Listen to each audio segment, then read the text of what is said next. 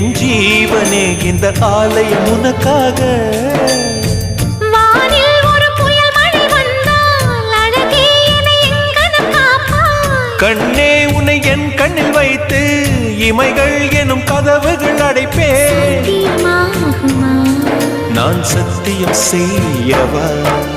தொடு தொடுவெனவே வானவில் என்னை தூரத்தில் அழைக்கின்ற நேரம்.